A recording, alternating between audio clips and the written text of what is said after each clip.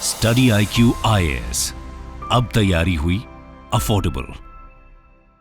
Friends, क्या 1928 का global depression एक फ्लूक नहीं बल्कि एक वार्निंग था देशों के लिए? जिस तरह की इकोनॉमिक परिस्थितियां इस समय विश्व में चल रही हैं, बढ़ती हुई डेट, बढ़ता हुआ अनएम्प्लॉयमेंट और साथ साथ में एक एसेट बबल जो क्रिएट हो रहा है, क्या वो एक अंदेशा दे रहा है कि 2025 में दुनिया एक रिसेशन देख सकती है? और क्या 2025 का रिसेशन एक स्टेज सेट कर सकता है आने वाले समय में एक और बड़े डिप्रेशन की तरफ? तो इस वीडियो में हम ये जानेंगे कि क्या साउंड इकोनॉमिक पॉलिसीज इतिहास को दोहराने से रोक सकती हैं या इतिहास वापस दोहराया जाएगा। क्योंकि अगर हम रिपोर्ट्स की बात माने तो बहुत सारी प्रेडिक्शंस ऐसी हैं कि आने वाले समय में एक ग्लोबल रिसेशन आ सकता है। तो इवन जो ट्रंप के राष्ट्रपति बनने के बाद से ये रिपोर्ट्स में और तेजी आ गई है। तो हम जानेंगे एक केस स्टडी से कि 1928 में जो हुआ और इस समय की जो इकोनॉमिक परिस्थितियां चल रही हैं, क्या उनमें कोई रिलेशन है, क्या उनमें कोई सिमिलैरिटी है और क्या वास्तविकता में ऐसा हो सकता है कि ये रिसेशन शायद वापस आ जाए। तो देखते हैं इस वीडियो के अंदर। सबसे पहले देखिए, अगर हम 1920s की बात करें जिसकी वजह से 1928 में ग्लोबल डिप्रेशन आया था, तो सबसे पहला रीजन था उसमें एसेट बबल। एसेट बबल का मतलब क्या था कि लगातार एसेट्स की प्राइसेस बढ़ रही थी, लेकिन कोई अंडरलाइंग फंडामेंटल उससे जुड़ा हुआ नहीं था। मतलब कोई बुनियाद उस पर नहीं थी, कोई बेस उस पर नहीं था। लोग लगातार पैसा इन्वेस्ट किए जा रहे थे स्टॉक्स में, प्रॉपर्टीज में, और उसकी वजह से जो ओवर वैल्यूड प्राइस हुई, उससे क्या हुआ कि जब एकदम से मार्केट क्रैश हुआ, जब एकदम से प्रॉपर्टीज की वैल्यू गिरी, तो उससे क्या हुआ, पूरी इकोनॉमी में ग्लोबल डिप्रेशन आया। तो अगर वही मैं 2025 के बारे में बात करूं तो लोग बहुत ज्यादा ओवरली ऑप्टिमिस्टिक हो रहे हैं कुछ पर्टिकुलर सेक्टर्स में, जैसे कि AI, क्लीन एनर्जी। और इससे क्या हो सकता है, इससे क्या हो रहा है कि इन एसेट्स की प्राइस बहुत ज्यादा बढ़ रही है।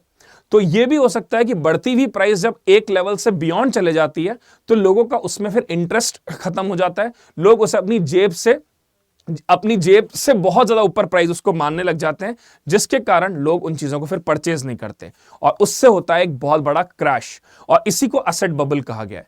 तो जो लगातार प्राइसेस इस समय बढ़ रही है कुछ कुछ पर्टिकुलर चीजों की, वो आने वाले क्रैश की तरफ एक इंडिकेशन भी देती हैं। दूसरी अगर मैं बात करूं फ्रेंड्स, तो वो है economic disparity and stagnant wages. आप ये देखेंगे कि इकोनॉमिक डिस्पैरिटी इतनी ज्यादा बढ़ चुकी है, और खासकर अगर मैं भारत के संदर्भ में कहूं तो ये इकोनॉमिक डिस्पैरिटी बहुत ज्यादा है। इनकम इनइक्वालिटी इतनी ज्यादा है और कहीं ना कहीं वेजेस जो हैं वो स्टैग्नेंट होती हुई दिख रही हैं।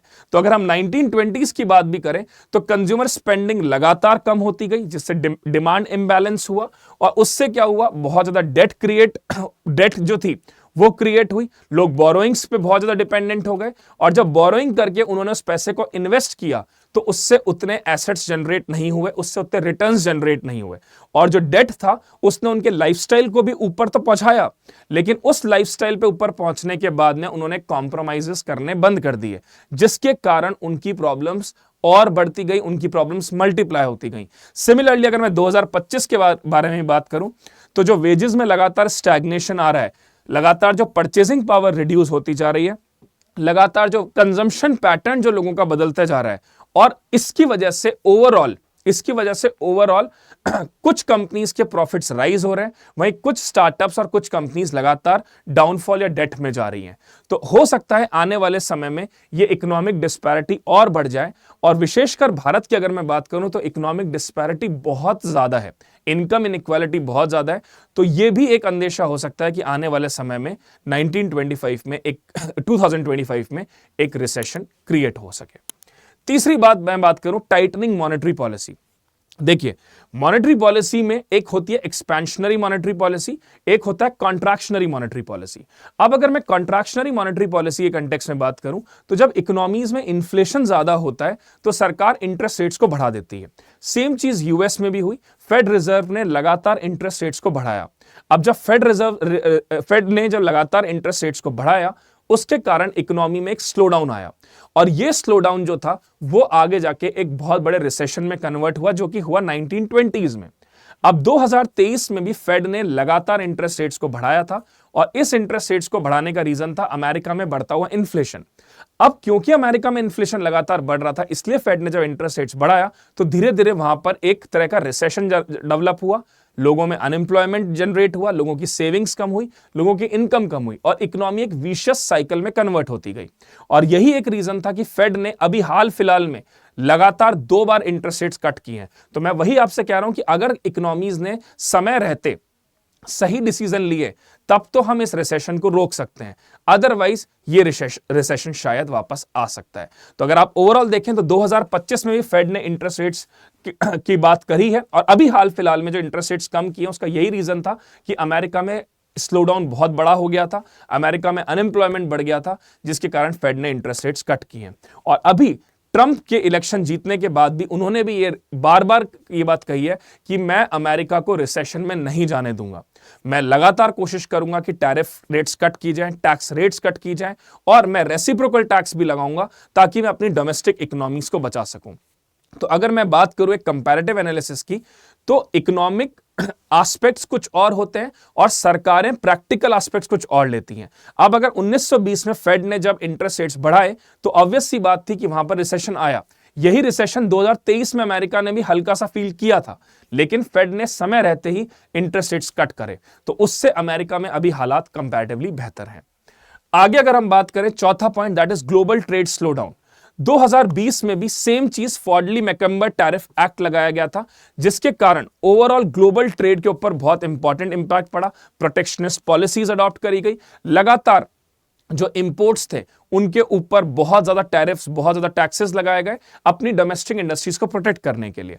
अब जब वो डोमेस्टिक इंडस्ट्रीज को प्रोटेक्ट करने के लिए लगातार टैरिफ्स लगाए गए तो जो फॉरेन गुड्स थे उनका कंजम्पशन कम हो गया।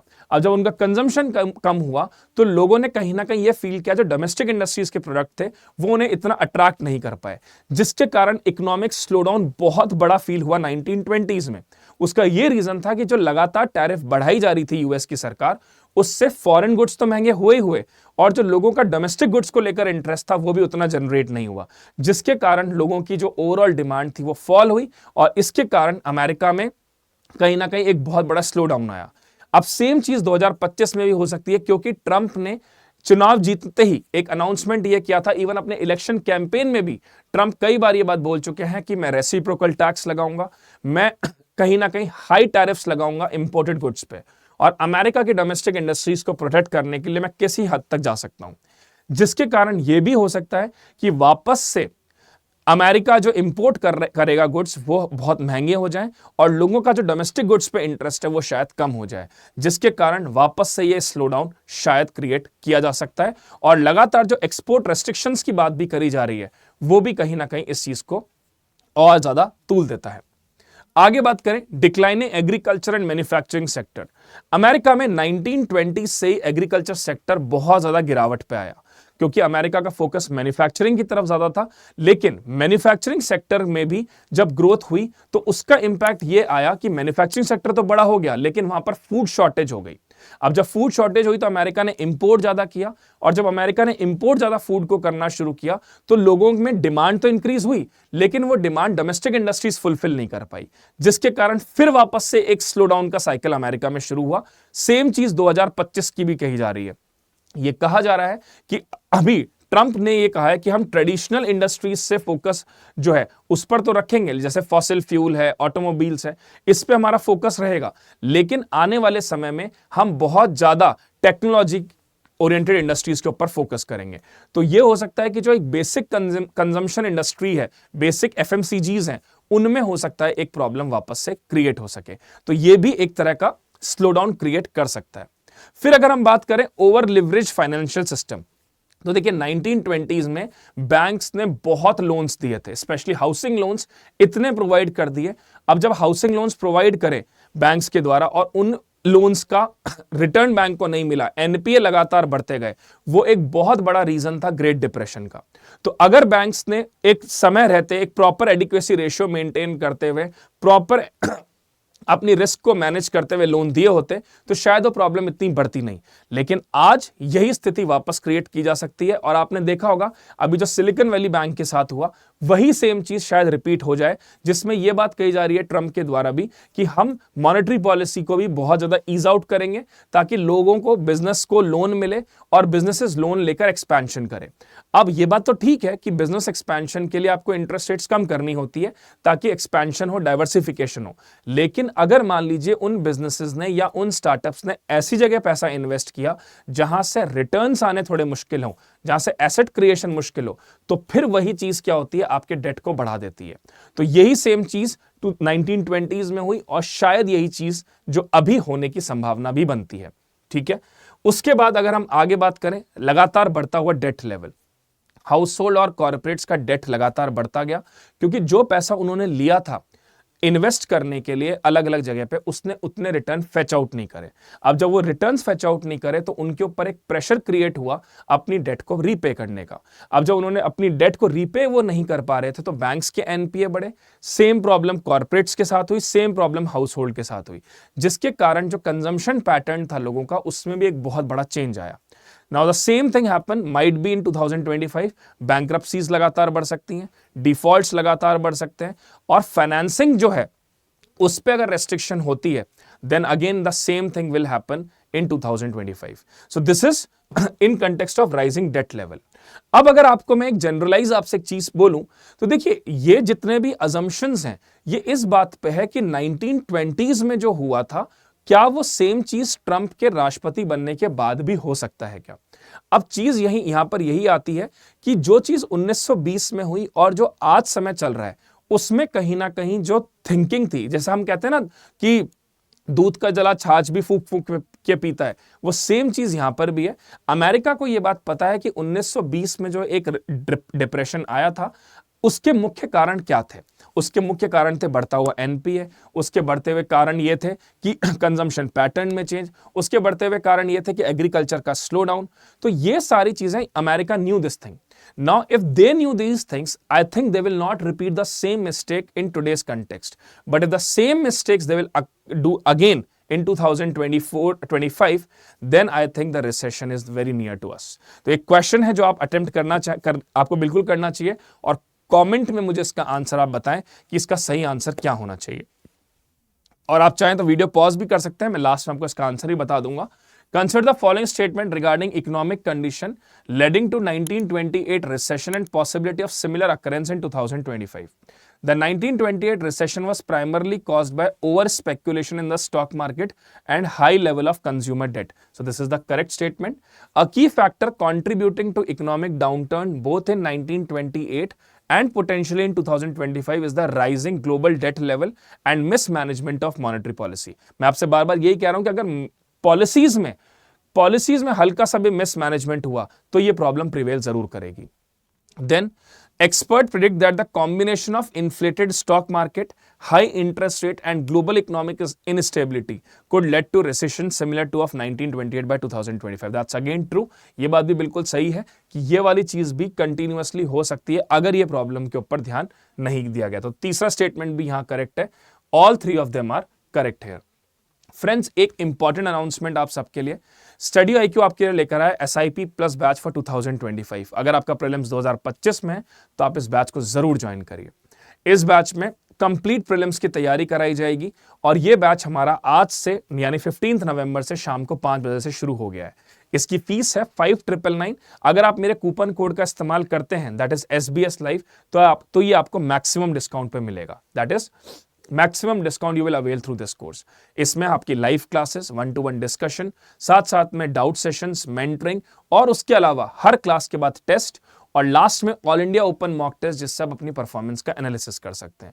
इसमें जो आपको बुकलेट्स मिलेंगी उसमें करंट, स्टैटिक और साथ साथ में एनसीईआरटी का अमालगमेशन होगा। इसके अलावा फ्रेंड्स, अगर आपका अटेम्प्ट 2026 में है तो आप हमारा P2I फाउंडेशन बैच ज्वाइन कर सकते हैं। इस बैच की आज लास्ट डेट है जिसमें आपको ये इतनी कम फीस में मिल रहा है, दैट इज 28,999। अगर आप मेरे कूपन कोड का इस्तेमाल करते हैं तो you will get maximum discount in this particular course as well. इस पर्टिकुलर कोर्स में 1000 आवर्स प्लस की live classes, answer writing, doubt session, 1-to-1 mentoring उसके अलावा और भी बहुत कुछ बेहतरीन कंटेंट और साथ साथ में एक होलिस्टिक कवरेज प्रीलिम्स से लेकर इंटरव्यू तक का हम आपके साथ आपको प्रोवाइड करेंगे। और अगर आपका प्रीलिम्स क्वालिफाई हो जाता है तो आपको ये फीस रिफंड कर दी जाएगी। साथ के साथ ही दोस्तों आपको दिल्ली बुलाया जाएगा, यहां पे रहना खाना सब स्टडी IQ की तरफ से बियर किया जाएगा। तो अगर आप स्टडी IQ का कोई भी कोर्स ज्वाइन करते हैं, आप मेरे कूपन कोड का इस्तेमाल करिए और मैक्सिमम डिस्काउंट्स लीजिए।